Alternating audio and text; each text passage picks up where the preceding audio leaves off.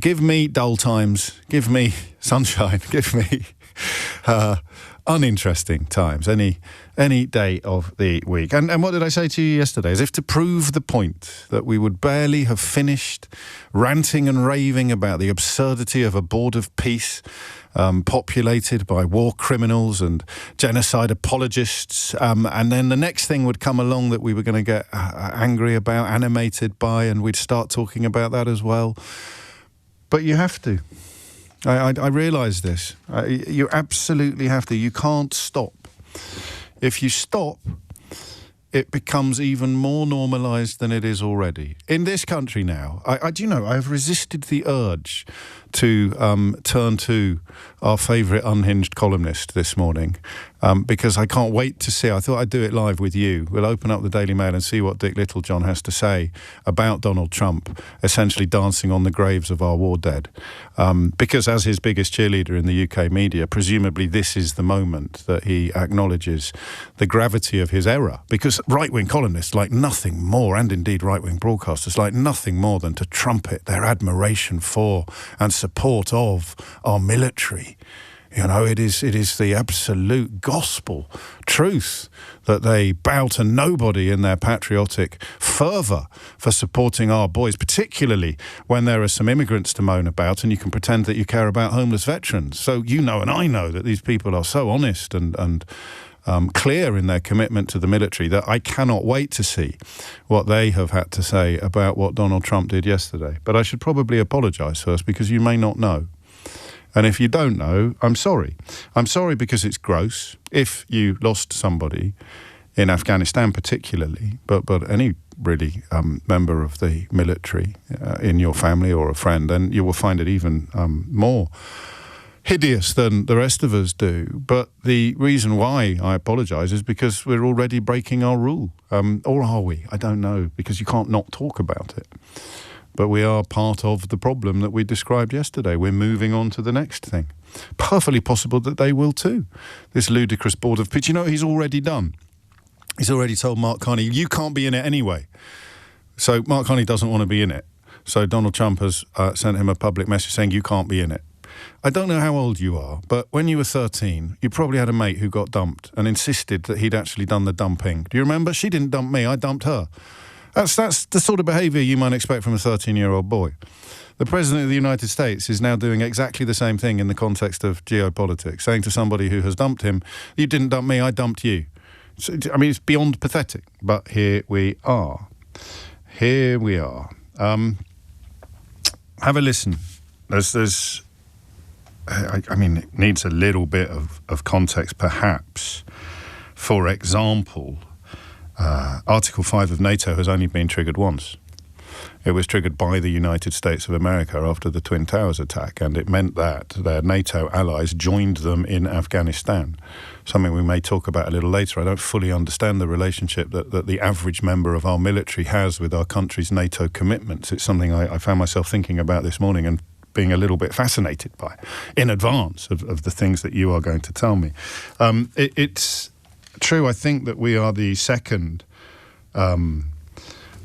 biggest, what would you say, sacrifice? We made that, British military made the second biggest sacrifice during that 20-year deployment in Afghanistan. UK troops, second only to the United States in making the ultimate sacrifice. Denmark, and I didn't know this, Denmark lost 44 soldiers to our 457 military personnel. That would not just be, combat troops. There will be people caught in crossfire and people killed who were working in offices and things like that. But we lost 457 personnel in Afghanistan over a 20-year period. 2,000 military and civilian personnel were wounded. In addition to that, France, Germany and Italy suffered deaths. But what I didn't know was that Denmark, which of course has found itself very much in Donald Trump's sights this week, Denmark was the biggest per capita contributor to this hideous death toll. In terms of the relationship between how many soldiers they lost and the overall total population of the country, Denmark was had the highest per head death toll among coalition forces in Afghanistan. And this is what Donald Trump had to say yesterday. But the problem with NATO is that we'll be there for them 100%. But I'm not sure that they'd be there for us. If we gave them the call, gentlemen, we are being attacked. We're under attack by such and such a nation. I know them all very well. I'm not sure that they'd be there. I know we'd be there for them. I don't know that they'd be there for us. So with all of the money we expend, with all of the blood, sweat, and tears, I don't know that they'd be there for us. Spoiler alert, they were there. It gets worse. There's one thing I heard you say yesterday and today. You were not absolutely sure that the Europeans would come to the rescue of the US if you will be attacked. Let me tell you, they will. And they did in Afghanistan, as you know, for every American who paid the ultimate, for every 2 Americans who paid the ultimate price, there was 1 soldier from another NATO country who did not come back to his family. From the Netherlands, from Denmark, particularly, from other countries. So you can be assured, absolutely, if ever the US will be under attack, your allies will be with you. Absolutely, there's an absolute guarantee. I really want to tell you this because it is important. It pains me if you think it is not. And under your leadership, this alliance is stronger than ever. So a normal human being would realise that they'd been misinformed, right? A normal human being would register the fact that they had accidentally said something hideous. They had insulted the memory of war dead. I know what you're thinking. He's done it before, James. He did it to American Gold Star families. He did it to the grieving mother and father of a dead American soldier. Yeah, but he was black, you see, so an awful lot of people who love the racism, the misogyny and the climate change denial, they didn't really care. If you sat here saying, how can somebody who would want to be president of the United States of America insult the memory of a Gold Star soldier from the US military? And people would say, oh, you've got Trump derangement syndrome because that guy was black. But now he's done it to 457 British men and women, members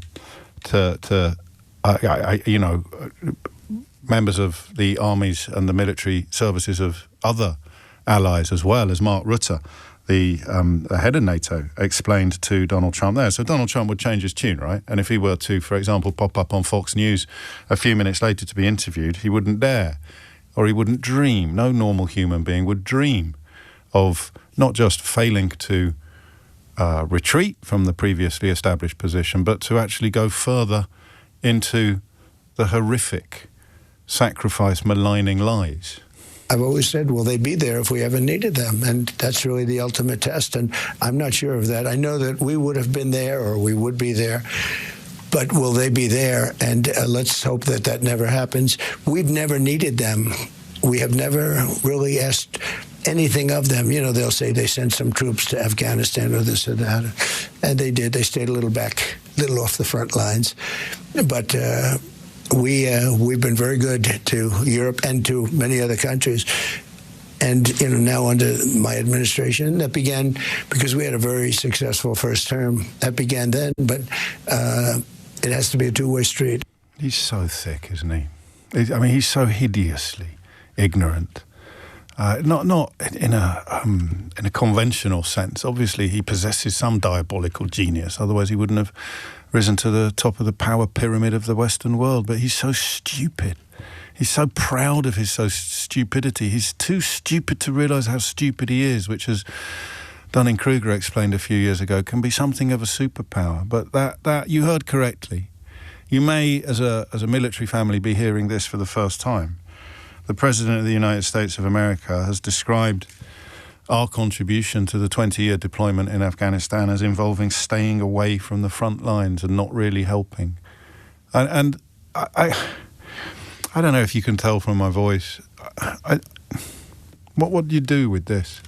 How many times this week, let alone this year, have we had to chronicle something so completely at odds with everything that we used to hold dear that you can't quite believe that you're doing it?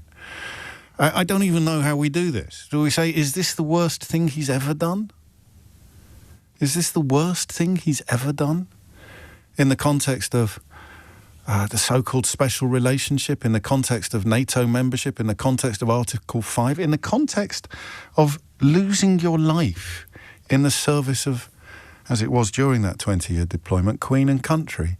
And then to have the commander-in-chief of our biggest ally, according to every sense, every definition of that word, the commander-in-chief of our biggest ally, to empty ashtrays over our graves, to deny that sacrifice was even made.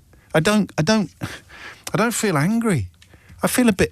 I didn't know how I was going to feel because I process stuff off air like a normal person, and then I process it again on air sometimes, as if it doesn't become completely real until I'm sharing it with you and wondering how we are going to respond and react to this. And the question of, is this the worst thing he's ever done? I thought I would be spluttering now and smashing the desk and barking into the microphone as I have done on some mornings this week. But I think I'm numb. Because so January the 6th, right? You know that I thought that was it. That was the moment where I thought all the cheerleaders, all the butt kissers, all the apologists, I thought they would all somehow retreat from their support for him, which we can only really understand as something that can be sustained only according to how much you love the racism, the misogyny and the climate change denial. There is no other way to make sense of Donald Trump's support.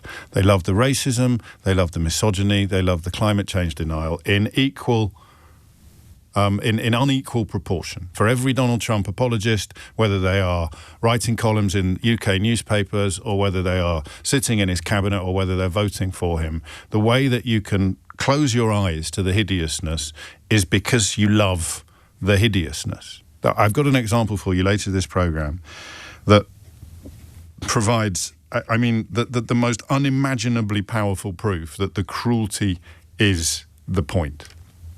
Even I've had to triple check it. Eleanor and I triple checked this morning that this was actually real and true. It is an example of cruelty being the entire point, so utterly incontrovertible that you too will think that we may have been misled or we may have been duped. I'll share that with you later in the programme.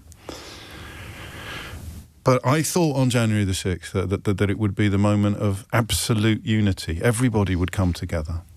Whether they'd appeared on The Apprentice with him in the United States of America or written newspaper columns about how wonderful he was or just followed whatever line Rupert Murdoch was telling his employees, past and present, to follow. I just thought everyone would say, you can't do this. You can't launch an insurrection in the United States of America. You know, the land of George Washington, Alexander Hamilton. You can't launch an armed insurrection while lying about the results of a democratic election. And it didn't happen. It happened a bit. There was quite a lot of pushback. It's easy to forget that because they've tried to rewrite history subsequently. And then you rewind to January of last year and the pardons that became something of an avalanche. Almost immediately he'd got his feet through the door of the White House for the second time. He started pardoning the people who were baying for the blood of police officers and politicians in the Capitol.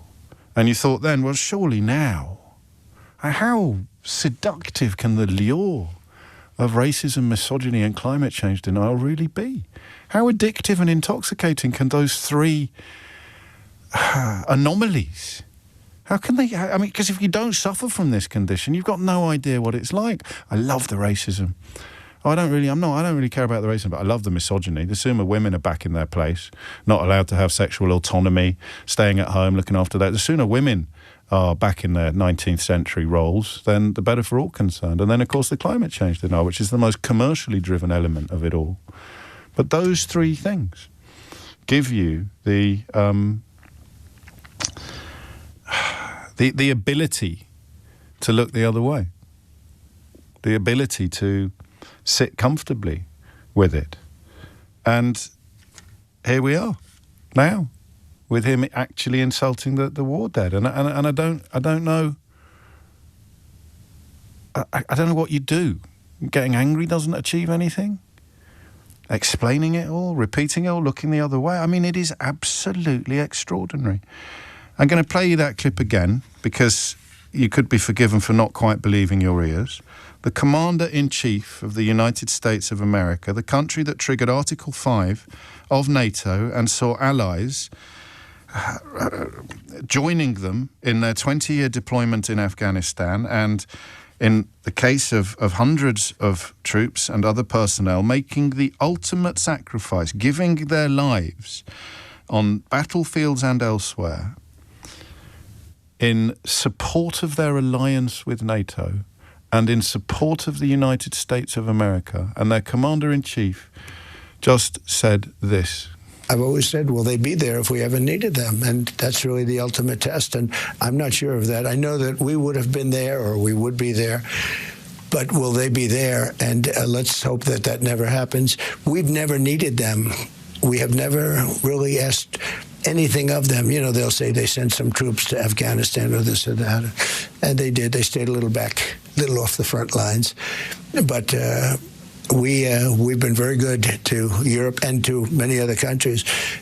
And, you know, now under my administration, that began because we had a very successful first term. That began then, but it has to be a two-way street.